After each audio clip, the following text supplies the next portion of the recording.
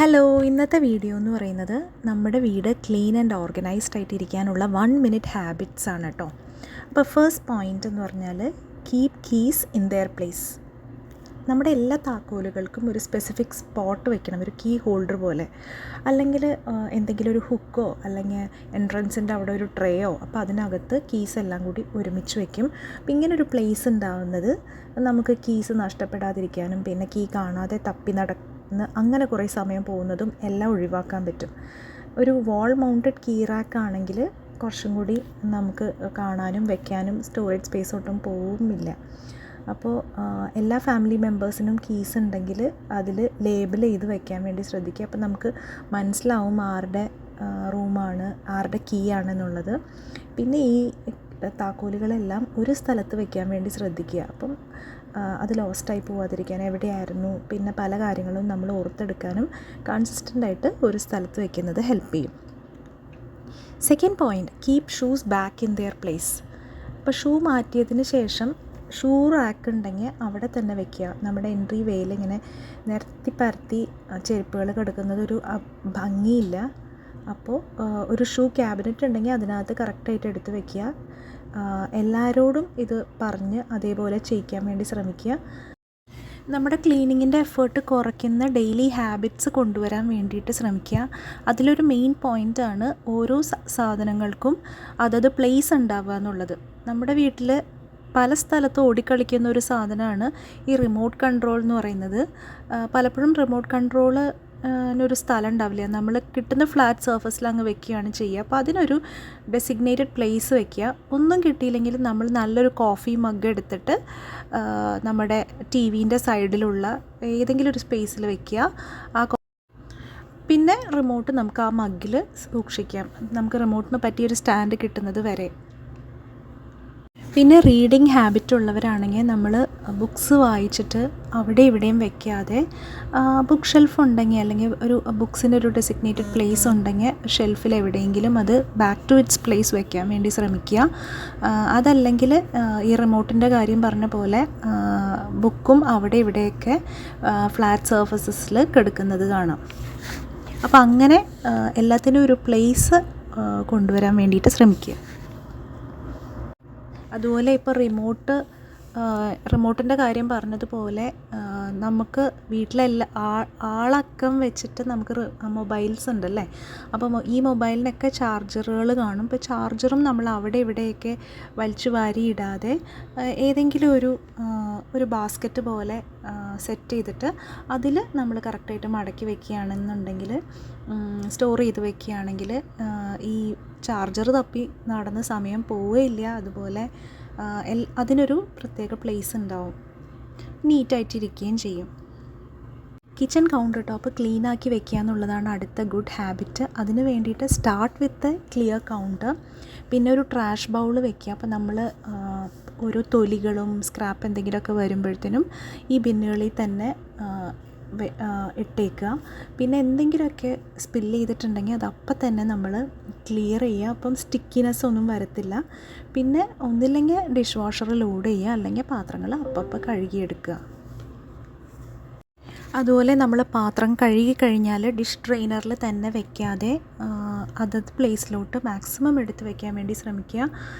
എന്തായാലും ഡെയിലി ഒരു പ്രാവശ്യമെങ്കിലും ഇങ്ങനെ ചെയ്യുക. പറ്റുവാണെങ്കിൽ രാവിലെയും വൈകിട്ടും ഇങ്ങനെ ചെയ്യുകയാണെങ്കിൽ കിച്ചൺ കൂടുതൽ നീറ്റായിട്ട് തന്നെ ഇരിക്കും.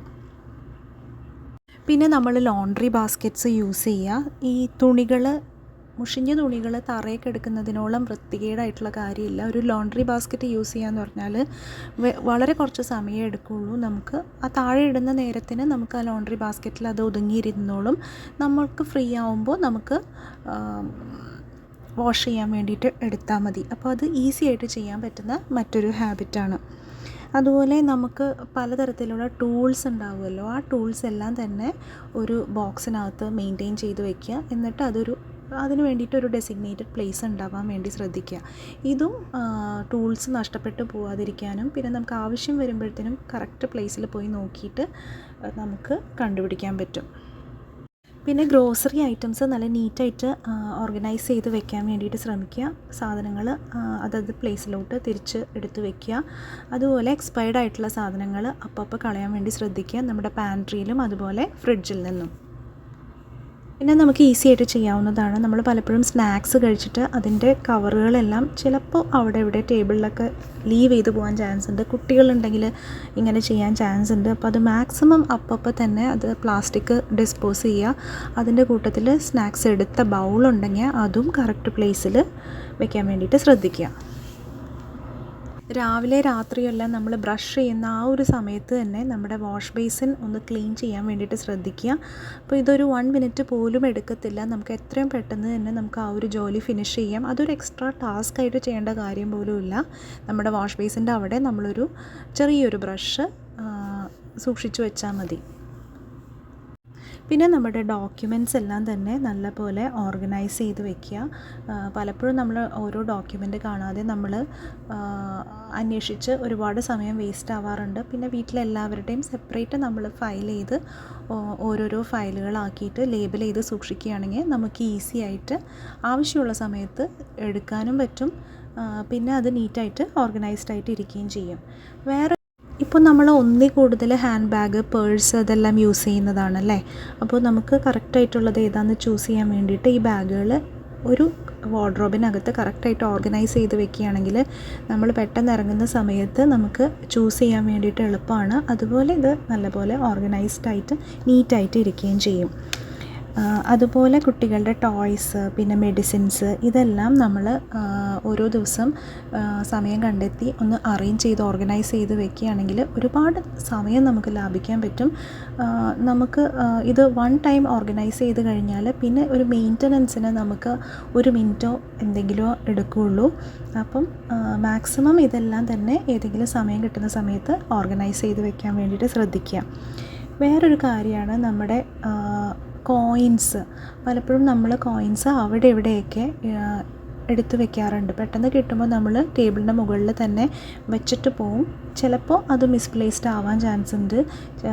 ചിലപ്പോൾ നമുക്ക് ആവശ്യമുള്ളപ്പോൾ നമ്മളൊരു കോയിൻ നോക്കിയാൽ കിട്ടില്ല. അപ്പോൾ നമ്മൾക്കൊരു ചെറിയ കുടുക്കയോ എന്തെങ്കിലും ഒരു പാത്രവും വെച്ചിട്ട് ഈ ചില്ലറ കാശുകളെല്ലാം നമ്മൾ കിട്ടുമ്പോൾ അതിനകത്ത് കൂട്ടി വയ്ക്കുക. ഇത് നല്ലൊരു എന്താ പറയുക, സമ്പാദ്യശീലം കുട്ടികളിൽ വളർത്താൻ പറ്റും. നമ്മൾ കുട്ടികളോടും പറയുക അത് ഈ കോയിൻസ് അതിനകത്ത് ഇടുക എന്നുള്ളത്. പിന്നെ നമുക്ക് അത്യാവശ്യത്തിന് ഇപ്പോൾ ചേഞ്ച് നോക്കുമ്പോൾ എല്ലാവരും ഗൂഗിൾ പേ ആണ്. അപ്പോൾ നമുക്ക് അത്യാവശ്യത്തിന് ചെറിയ ചേഞ്ചൊക്കെ കിട്ടാൻ വേണ്ടിയിട്ട് നമ്മളിങ്ങനെ കോയിൻസ് കളക്ട് ചെയ്ത് വെക്കുന്നത് ഹെൽപ്പ് ചെയ്യും. അപ്പോൾ ഇന്നത്തെ വീഡിയോ അതായിരുന്നു. നമ്മുടെ വീട് ക്ലീൻ ആക്കി വെക്കാൻ വേണ്ടിയിട്ട് നമുക്ക് ചെയ്യാവുന്ന 1 മിനിറ്റിൽ വരുന്ന കുറച്ച് ഹാബിറ്റ്സാണ് ഇന്ന് ഷെയർ ചെയ്തത്. എല്ലാം തന്നെ ഹെൽപ്ഫുള്ളായിട്ടുള്ള ഈസി ആയിട്ടുള്ള കുറച്ചധികം ഹാബിറ്റ്സാണ്. വീഡിയോ നിങ്ങൾക്ക് ഇഷ്ടപ്പെട്ടു എന്ന് കരുതുന്നു. ഇഷ്ടപ്പെട്ടിട്ടുണ്ടെങ്കിൽ ലൈക്ക് ചെയ്യാനും കമൻറ്റ് ചെയ്യാനൊന്നും മറന്നു പോകല്ലേ. അതുപോലെ സബ്സ്ക്രൈബ് ചെയ്യാതെ കാണുന്നവരുണ്ടെങ്കിൽ എന്തായാലും സബ്സ്ക്രൈബ് ചെയ്യാം. നമുക്ക് നല്ലൊരു വീഡിയോ ആയിട്ട് ഉടനെ കാണാം. അതുവരേക്കും ബൈ.